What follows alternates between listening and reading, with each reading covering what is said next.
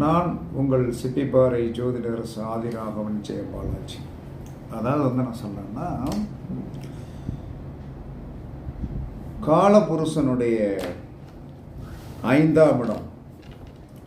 அப்போ என்ன சொன்னான்னா காலபுருஷனுடைய 5ஆம் இடம்தான் என்ன சொன்னான்னா புகழ், தனி மனித உயர்வுக்கு இந்த 5ஆம் இடம் உதவி செய்யும். எனவே நம் லக்னத்திற்கு இந்த காரக உறவை நான் சொன்னேன். இப்போ நம்ம காலபுருஷனுடைய 5ஆம் இடம் என்பது என்ன சொன்னான்னா சிம்மம்.